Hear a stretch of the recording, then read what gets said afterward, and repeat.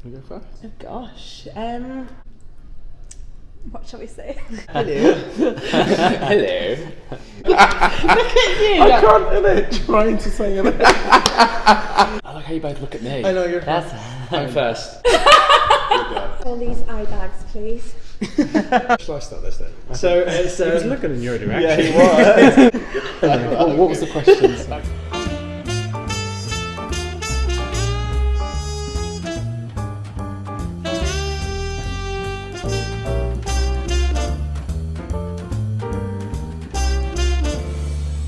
When I heard the title, I went, I know that show. Yeah. But I didn't know any of the stories, I didn't know most of the songs, I didn't really know what it was about.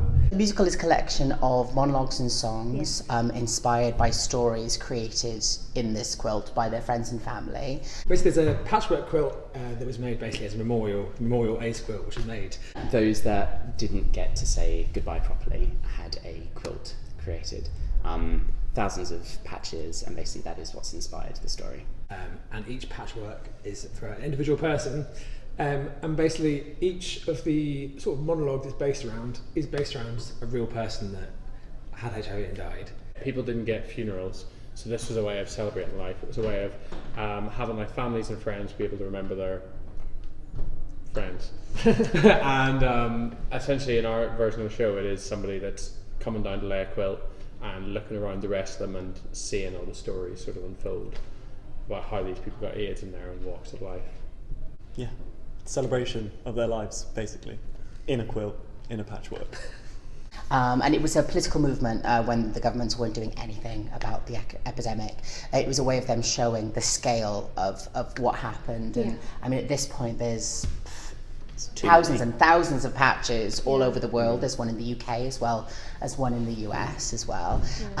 So in this particular show, one of our actresses, Elsa, she comes to the quilt to lay down a patch for her brother, and during the process of the show sees all of the stories kind of come to life, and by the end of it tries to develop the courage to put down her patch for her brother and tell that story. It's a clever way to do it, I think, to have that character of Judith, who Elsa plays, as an overseer and seeing all the different monologues for her to get the strength to put down her brother's patch, and then it gives that song like weight, doesn't the it? weight. The show is a celebration of love and loss. It's a celebration of the lives that were lost from the AIDS epidemic in the 80s.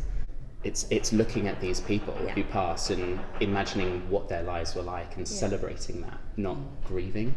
But yeah, it is a celebration. It's not sad. It's actually really the opposite, to be honest. It's a celebration of life more than, oh, isn't it sad everyone died? It's an uplifting, really uplifting show about so many different sides of AIDS and HIV, whether you're gay, straight, in a relationship, out of a relationship. It just tells so many different stories. And it's all true stories, it's all real. And because it is a true story, and I think for me as an actor, I knew that telling these stories was going to be a difficult job. We're presenting the stories of these people's lives. Their life didn't become all about AIDS and HIV, it just became about enjoying every moment as it was and carrying on, just finding the happiness in day by day and just enjoying for what it was. It's them coming back and telling their stories. And some are quite funny as well. They're really, yes. Some are really yes, good. absolutely. So you get your poignant moments, but also hysterical people. Yes. And beautiful music. Oh, really stunning, beautiful music. And choreography. Yes. I personally find the show is all about community and love and support and just being there for each other when we're telling our stories of our characters. I think originally we spoke about the show being like a support group. It's not a song cycle, it's not a play, it's not a musical, yet somehow it's everything as well. What I think we've found through this process, and what audiences are finding through this process, is actually the warmth and love and the happiness and celebration you can find from someone's life. it's got a very clear theme, and the theme runs through all characters. The amount of love you get out from something so tragic is actually so powerful. I mean, we're all side of stage and we're just waiting to help tell each other's stories, and that's just so lovely. I mean, in the cast, we've got people playing punks, angels, queens, like literally all the different types of, like, we've got a Chelsea boy as well, so we've got aspects of everyone. We've got a woman from South Africa, so it really is like, sounds so corny, but it's a show for the people. Yeah, but I think everyone can see themselves represented in one of the characters. There's 16 of us, and there's 16 very different people. It's so diverse. We are so different, like all of us. I think no one is the same. I don't think we've got like anyone that's similar, which has been so brilliant. Well, everyone's so talented. You just get a little bit of imposter syndrome, really. Yeah. You do. Just like, what am I doing here? There wasn't a main character. There's not like a protagonist. It's everyone's just on an equal, balanced playing field. Yeah. Which is really, really nice. Yeah. The protagonist is the quill. Oh, mate! I think that the overriding thing is that it breaks down the misconceptions about AIDS, because a lot of people think that AIDS only affected the Hispanic community and the gay community, and obviously that's not the case. So we relate lots of stories that are about women who contracted it from, haemophilia, or passed on through their husbands, through casual sex, or drug users. I mean, we cover all of those stories. I think it's just really important to get like the message out, because people seem to think that this is something that happened so long ago, and actually it was only 30 years ago, which is something that we've actually started to realise when people come and they're like, I remember this. But I think it's so important to keep telling these stories, because I think we see in every generation a little bit getting lost every time. For me, I think it's an awareness to say, look, AIDS isn't just in the gay community, it's everywhere. Like AIDS, HIV, this crisis was a worldwide thing that affected and can affect anyone. Everything that I thought that I knew about this epidemic was more related to the gay community, but actually it affected so many more people.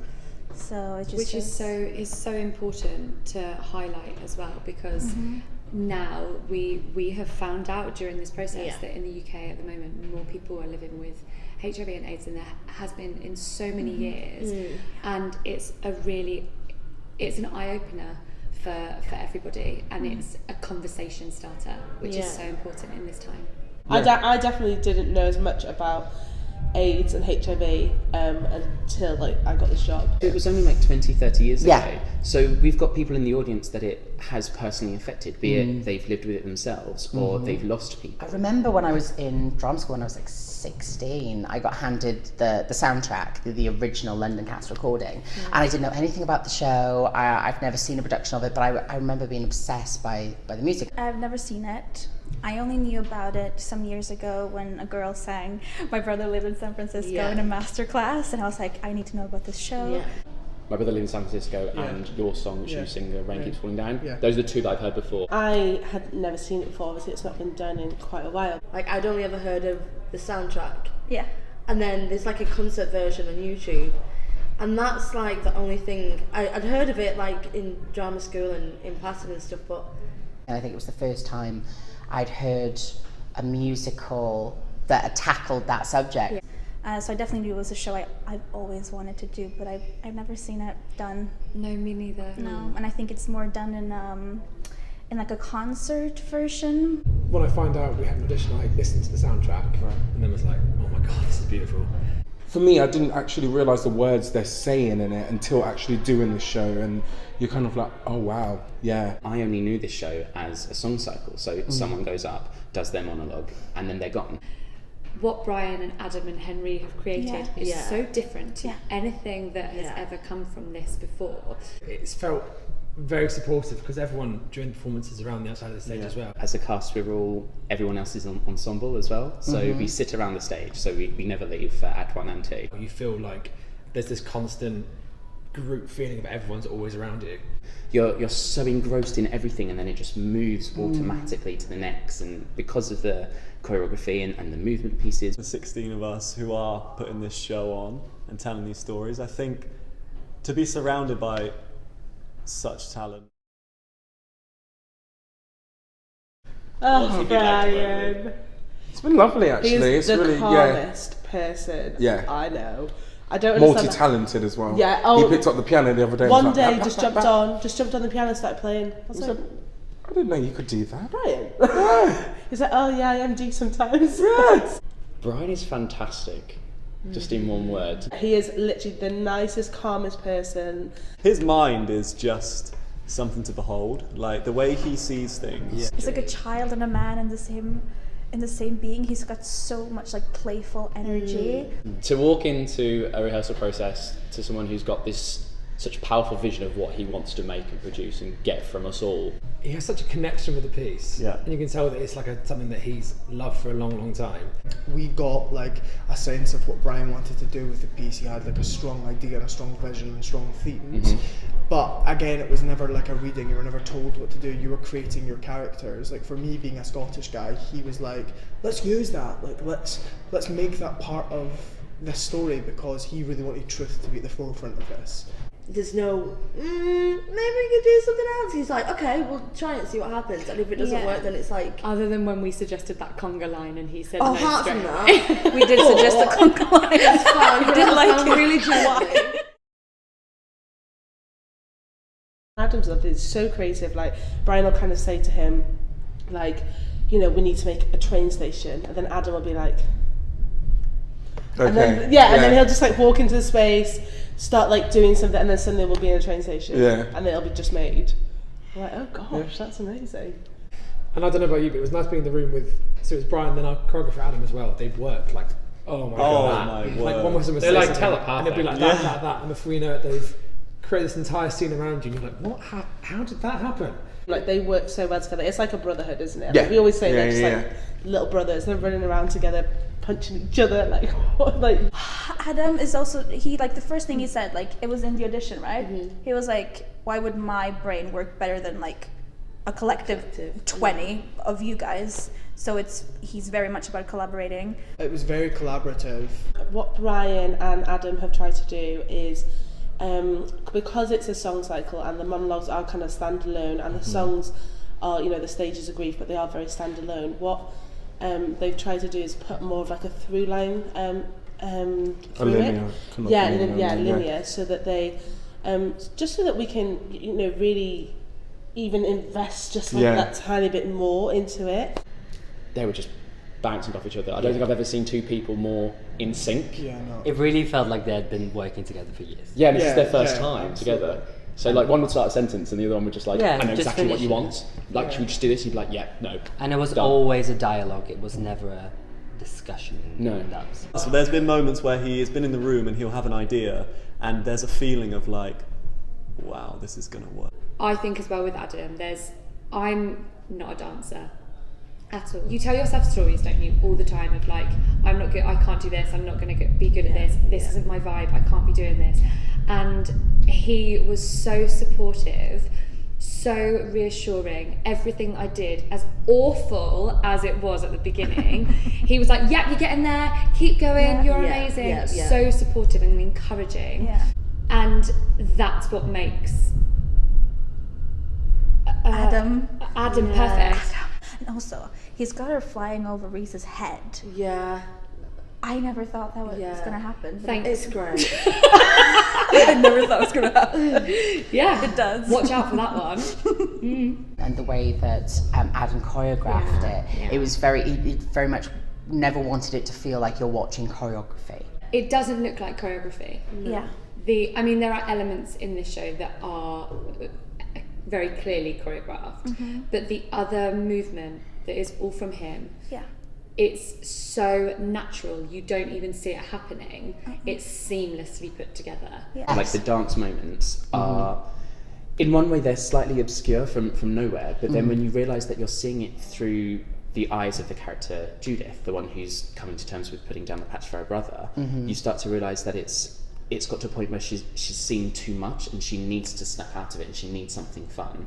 Which is where this obscure dance number comes in. You're like, And for that reason, it all instantly just makes so much sense. Yeah, absolutely. And the second she's happier after seeing that, she's ready to move on to the next piece and keep growing with all the stories. But the rest of the way it's choreographed during the whole show, it just feels like human beings up there. So you never feel like, oh, I'm watching a musical. You know, you just feel like, oh, I'm watching people, and everything is very heavily choreographed, but you wouldn't really tell that.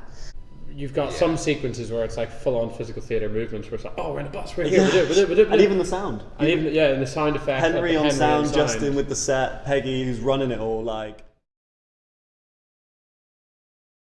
No, Henry, you've got to be careful with Henry. Yeah, he knows he's good. He knows. His creative brain is insane. He's incredible. And he's so young. Yeah. Yeah, definitely. Yeah, he's younger than I Big am. things. Yeah. I've never seen a more patient human being, because he doesn't tell you to shush. He just talks through like the chaos and just like, how can you work like this? But he was just like, no, that's just what happens. Yeah. He's also done every sound effect. Yeah. Not only does he play so beautifully, and with Pippa, but who is our cellist, but he has found and created every single one of the sound effects. Yeah, every single shoom is a bit different. And when he found them, he was like, oh, listen to this. And we were like, yep, that's different. But I mean, we've only heard them a few times and they haunt me. So I can't imagine. There's like 1,000 shooms in this show. I think seeing Bryan, Henry and Adam together as a collaborative is one of the best things I've ever seen. Yeah, absolutely. They're incredible.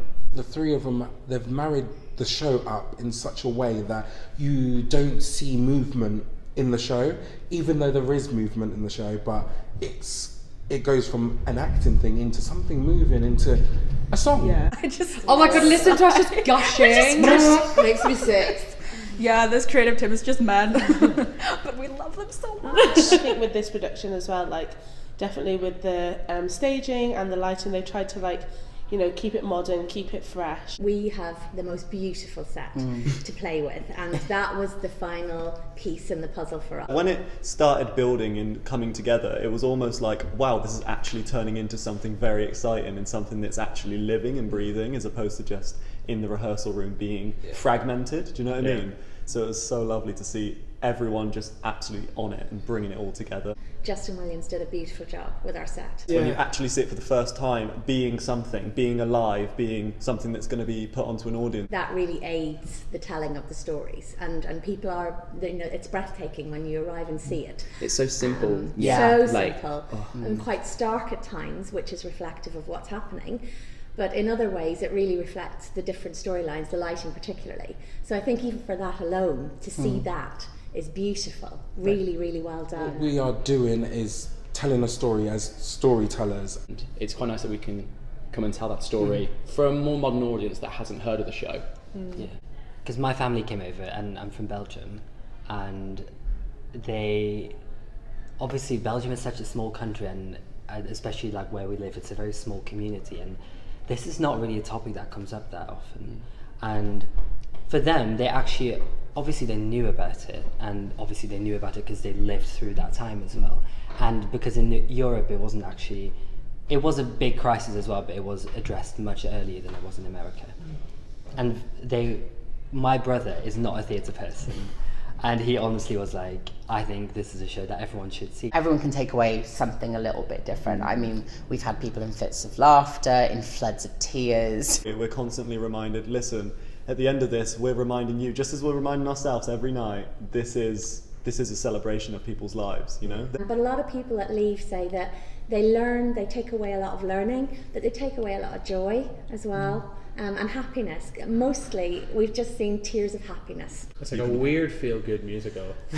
You know what I mean? Because like the amount of people that say when you come out of it, you feel like really good in a strange way. You don't feel like you should, but you feel good because you're like, you know what? Like you never know when something's going to happen. You should just enjoy life, and that's the message of the show. Making the most of every little thing in life, like, is just really important. And I think audiences, I would love them to come out feeling like, wow, I love my life and I'm so grateful for all my friends and my family and everything I've lived through.